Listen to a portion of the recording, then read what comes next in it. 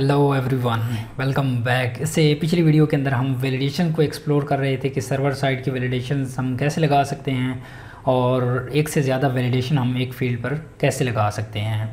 और आज की इस वीडियो के अंदर हम वैलिडेशंस की तरफ अगेन मूव करते हैं और अपनी जो नेक्स्ट वैलिडेशन हैं वो लगाते हैं।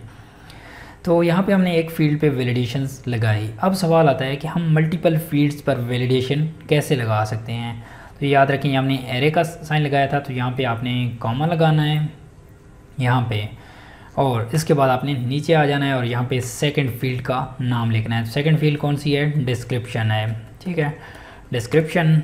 और यहाँ पे डिस्क्रिप्शन की आपने लिखना है कि ये रिक्वायर्ड हो, उसके बाद इसकी जो मिनिमम लेंथ हो वो कितनी हो, यहाँ पे 3 हो, ठीक है, और मैक्सिमम लेंथ कितनी हो आप कोई भी डिफ़ाइन कर सकते हैं, 2 कर सकते हैं, 1 कर सकते हैं, ये बेस्ड ऑन योर रिक्वायरमेंट, ठीक है। मैक्सिमम कितनी हो, मैं कहता हूँ कि 500 हो, क्योंकि ये डिस्क्रिप्शन है तो ये जो डिस्क्रिप्शन है ये काफ़ी लेंथी होगी।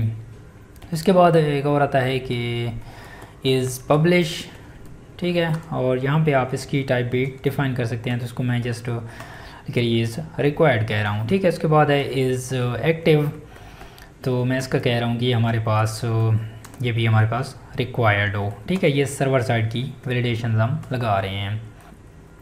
अब इसको सेव करें और यहाँ पे इसको हम जाते हैं और रिफ़्रेश करते हैं, और सबसे पहले हम यहाँ पे आते हैं और जितनी भी हमारे पास सर्वर उसकी क्लाइंट साइड की वैलिडेशन है वो हम रिमूव करते हैं। उसकी वजह क्या है कि हम सर्वर साइड को चेक करना चाहते हैं। अगर क्लाइंट साइड की वैलिडेशन वर्क कर रही होंगी तो सर्वर साइड की वैलिडेशन पर ये जाएगा ही नहीं, ठीक है, इसलिए हम रिमूव कर रहे हैं, अदरवाइज़ कोई और रीज़न नहीं है। तो ये सर्वर साइड क्लाइंट साइड से गुजर जाएगा तो देन ही हम सर्वर को टेस्ट कर पाएंगे।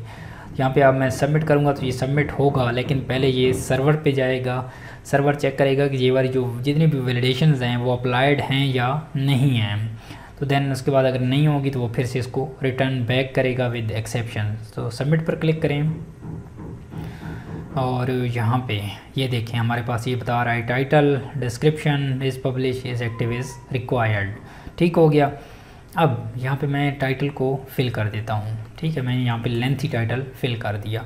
अब मैं यहाँ पे जो हमारे पास वैलिडेशन, ये हमारे पास सेकंड जो वैलिडेशन है ये पास हो जाएगी और ये 3 वैलिडेशन थ्रो करेगा। सबमिट करें और इसकी हम आउटपुट देखते हैं। तो ये देखिए हमारे पास कह रहा है टाइटल मस्ट बी 15, और उसके बाद जो डिस्क्रिप्शन की वैलिडेशन थी ये गायब हो गई है। उसके बाद पब्लिश और एक्टिव की दिखा रहा है, ठीक हो गया।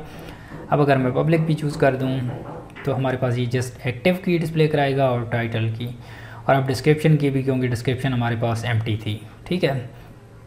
अब सवाल आता है कि यहाँ पे डिस्क्रिप्शन तो हमने इंटर कर दी, लेकिन ये फिर से भी डिस्क्रिप्शन जब हम सबमिट करते हैं तो हमारी जो पुरानी वैल्यू होती है वो तो लास्ट हो जाती है। तो उस वैल्यू को हम कैसे फील्ड रखें, तो उसके लिए भी लारावेल के पास सोल्यूशन है। और लारावेल जितनी भी आपकी प्रॉब्लम्स होती हैं वो हेल्प आउट करता है। इस वजह से I am saying that I am Laravel lover.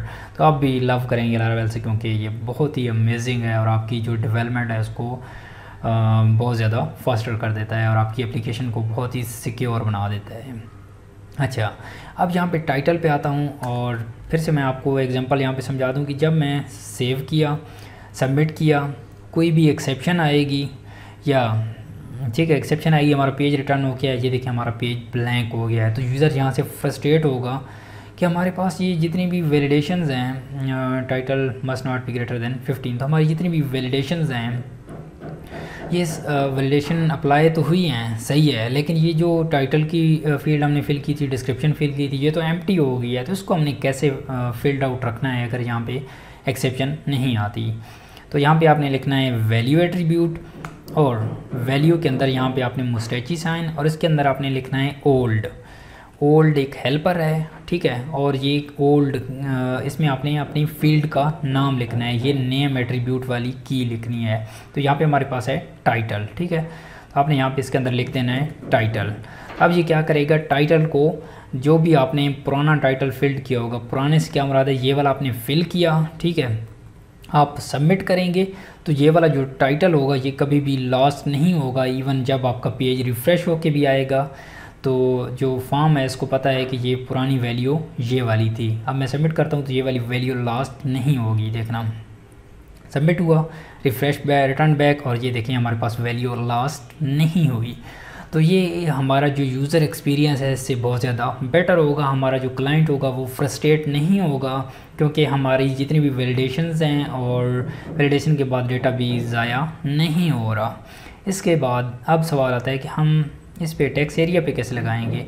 तो टेक्स्ट एरिया पे यहाँ पे आप वैल्यू का एट्रीब्यूट नहीं लगाते, सही है।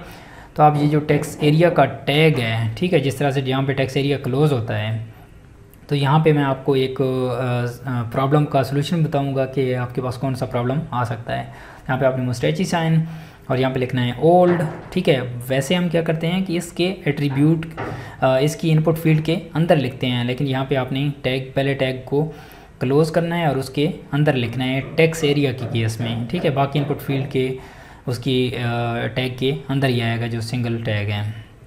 अच्छा, यहाँ पे हम क्या करते हैं, यहाँ पे लिखते हैं हमारे पास क्या है, डिस्क्रिप्शन है, ठीक है, डिस्क्रिप्शन। और यहाँ पे अब डिस्क्रिप्शन आ गया। अब हम इसको रिफ़्रेश करते हैं और इसको हम लिखते हैं फेक फ्लेयर क्रोम एक्सटेंशन। तो अब हमारे पास ये दोनों लास्ट नहीं होंगे। सबमिट किया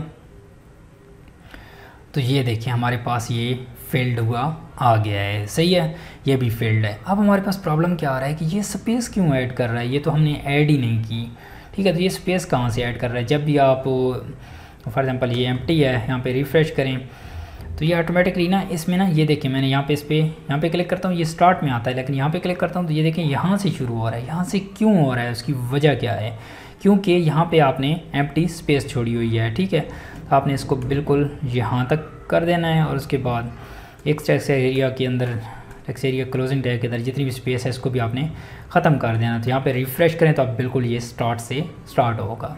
तो ये देखें ये स्टार्ट से स्टार्ट हो रहा है। तो ये इतनी भी चीज़ें रियल एनवायरनमेंट में, और आपको इन चीज़ों का बहुत ज़्यादा बेनिफिट होगा, क्योंकि ये सारी जितनी भी चीज़ें होती हैं ये ट्यूटोरियल्स के अंदर नहीं होती है और आपको कहीं पे भी देखने को नहीं मिलेंगी। इसलिए मैं चाहता हूँ कि आपसे कोई भी चीज़ स्किप ना करूँ ताकि आपको फुल नॉलेज हो।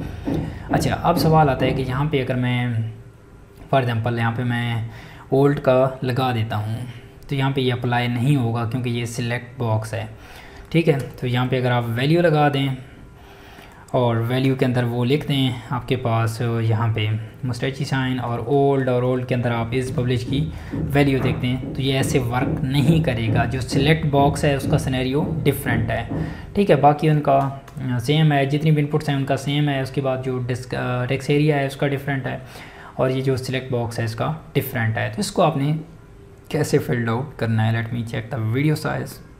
ओके, इट्स नॉट गोइंग बिगर।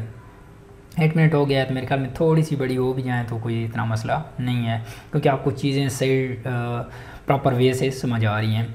तो अब इसको आपने कैसे करना है, तो उसके लिए आपके पास है, यहाँ पे आएँ और इसके अंदर अगर आप लारावेल के पुराने वर्जन के अंदर हैं तो उससे क्या होता है कि आपको मैनुअली ये चीज़ें चेक करनी पड़ती हैं। यहाँ पे आप इफ़ ब्लेड डायरेक्टिव लगाएं यहाँ पे, और यहाँ पे आप पहले कंडीशन लिखें कि ओल्ड के अंदर जो भी वैल्यू आ रही है, ये मैं आपको पहले लारावेल के पुराने वर्जन के लिहाज से चेक करा देता हूँ। यहाँ पे आपने इसकी फील्ड का नाम लिखना है इज़ पब्लिश, ठीक है, ओल्ड, देन इक्वल किसके इक्वल हो, तो ये इक्वल हो, okay let me first and if, okay and if हो गया।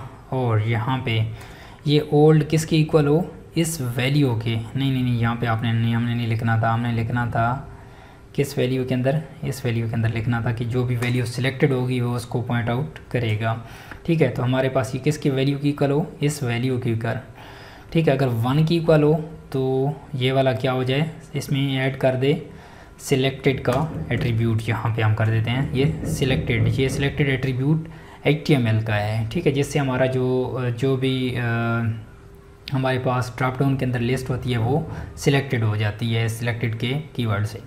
अच्छा, अब मैं यहाँ पे आता हूँ और यहाँ पे मैं लिखता हूँ इफ़, लेकिन पहले हम उसको टेस्ट कर लेते हैं कि हमारा जो 1 वाला है वो वर्क कर रहा है या नहीं, लेकिन हम इसको डायरेक्टली लिख देते हैं क्योंकि हमारे पास एक ही वो उसके अंदर है।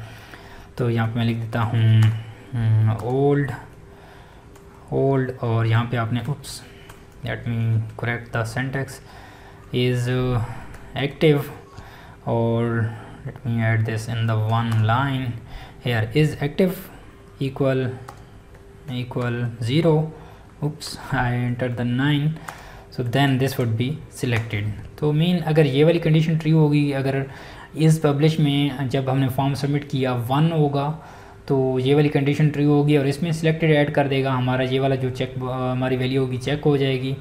अदरवाइज़ अगर इसमें 0 वैल्यू पुरानी होगी तो ये वाली चेक हो जाएगी। ठीक है, तो इस चीज़ को हम यहाँ पे सबमिट करते हैं और चेक करते हैं। ठीक हो गया, तो यहाँ पे मैं इसमें सिलेक्ट किए मैंने और इसमें से मैं एक को यहाँ पे फॉल करता हूँ क्योंकि मैं ये वैलिडेशन एरर थ्रो करेगा और जो हमारी ये जो वैल्यूज़ हैं हमारी पब्लिश वाली ये वैल्यू लास्ट होती है या नहीं, ये तो लास्ट हो जाएगी पक्का। सबमिट करें, वैलिडेट किया, रिटर्न बैक और ये देखें ये हमारे पास वैल्यू लास्ट हो गई है, लेकिन ये लास्ट नहीं हुई, ये हमारे पास चेक्ड है। क्यों? क्योंकि हमने यहाँ पे इसको चेक किया हुआ है कि हमारे पास जो भी पुरानी वैल्यू जाती है उसी को वैलिडेट करता है और उसी को फिल्ड अप दोबारा से कर देता है। अगर मैं नो करके इसको सबमिट करता हूँ तो अब जब मैं फॉर्म सबमिट करूँगा मेरे पास कोई एरर आएगा तो उसमें ऑटोमेटिकली नो फिल्ड होगा। ठीक है, सबमिट किया, नो क्यों होगा? क्योंकि पुरानी वैल्यू नो ही है। ये देखें नो फिल्ड है। तो इस तरीके से हमने देखा कि हमारे पास जो भी वैल्यू पुरानी उसके अंदर थी वो अगर इक्वल है तो यहाँ पे सिलेक्टेड का एट्रीब्यूट ऐड कर दे। तो सेम यही चीज़ आपने हमारे जो इसका सिनेरियो है वो सेम है इज एक्टिव और इसकी वो दोनों सेम है। इस वजह से मैं इसको कॉपी पेस्ट कर रहा हूँ। तो यहाँ पे आप रिफ़्रेश करके इसको सबमिट करेंगे तो ये भी हमारे पास एग्जैक्टली वर्क करेगा जिस तरह से हमारे पास इस पब्लिश वाला काम कर रहा था। मैं येस कर देता हूँ और नो येस, ये दो हैं। उप्स, दोनों लास्ट हो गए, why? Oh, I need to update this is active. मुझे यहाँ पे इज़ एक्टिव लिखना था। उप्स, यहाँ पे मैंने इज़ एक्टिव लिखना है और ये देखिए हमारे पास ये चेंज क्यों हुआ? एक मिनट, ओह यहाँ पे मैंने दोनों इज़ पब्लिश के लिखने थे, यहाँ पे मैंने इज़ एक्टिव लिख दिया। ये इस वाला जो ड्रॉप डाउन होगा इसके अंदर दोनों आपने इज़ पब्लिश के लिखने हैं और इसके अंदर कौन से आपने इज़ एक्टिव के लिखने हैं, क्योंकि आपने इस नेम को हमेशा यहाँ पे लिखना है। इसकी जितने भी आपके पास लिस्ट आइटम होंगे, ठीक है, रिमेंबर कि इस ये जो नाम होगा ये सारी लिस्ट के अंदर आपने लिखना है। वो मैंने गलती से यहाँ पे इज़ एक्टिव लिख दिया था। यहाँ पे रिफ़्रेश करें तो अब हमारे पास एग्जैक्टली वर्क करेगा जिस तरह से हम चाह रहे हैं। सबमिट किया, इसको मैं एम्प्टी कर देता हूँ और यहाँ पे इसको येस कर देता हूँ ताकि हमें पता चले कि हमारे पास नो और येस इसमें स्टोर था। सबमिट किया तो ये देखें नो और इसमें भी स्टिल नो आ रहा है। तो देखते हैं क्यों नो आ रहा है, क्योंकि इसमें इज़, यार ये मैं क्या कर रहा हूँ, यहाँ पे इज़ एक्टिव आता है। मैं यहाँ पे फिर से वो इज़ पब्लिश ऐड कर देता हूँ, इज़ एक्टिव, इज़ एक्टिव। तो अब हमारे पास जो ऊपर वाला है वो इज़ पब्लिश है और ये वाला जो इज़ एक्टिव है। Sorry guys, I am little bit confused because I don't know, मेरे दिमाग में था कि मैं ये चीज़ इंटर कर रहा हूँ लेकिन वो चीज़ एक्चुअल में इंटर मैं नहीं कर रहा था। ये सम टाइम हो जाता है जब आपका माइंड डबल साइडेड होता है। नो येस, ओके, सबमिट हुआ, नो येस। ठीक है, अगर मैं यहाँ पे येस कर दूँ, यहाँ पे नो कर दूँ तो हमारे पास फिर से भी ये फिल्ड होंगे। तो ये देखिए हमारे पास फील्ड है। तो इन दो वीडियोस के अंदर हमने देखा कि हमारे पास जो टाइटल है उसको हम उस पर वैलिडेशन कैसे लगा सकते हैं, उसका मिनिमम मैक्सिमम कैसे सेट कर सकते हैं, उसके अलावा जो टेक्स्ट एरिया है उसको हम कैसे वैलिडेट कर सकते हैं, उसके अलावा ये जो पब्लिश है इसको कैसे वैलिडेट कर सकते हैं और उसके बाद इनको हम ऑटो फिल कैसे कर सकते हैं, टेक्स्ट एरिया को कैसे ऑटो फिल कर सकते हैं, इस पब्लिश को कैसे, इन जो सिलेक्ट बॉक्स हैं इनको ऑटो सबमिट ऑटो फिल हम कैसे कर सकते हैं। अगर मैं वीडियो साइज़ चेक करूँ तो हमारे पास काफ़ी लेंथी हो रहा है, लेकिन यहाँ पे मैंने एक चीज़ आपको बतानी है कि जो लारावेल 9 है उसके अंदर इसका जो सिनेरियो है फिल करने का वो डिफरेंट है। ठीक है, तो ये मैं आपको अपडेट करा देता हूँ नेक्स्ट वीडियो के अंदर, उसके अंदर हम फर्दर कंटिन्यू भी करेंगे। तो मैं आपको मिलता हूँ नेक्स्ट वीडियो के अंदर, तो के लिए बाय बाय।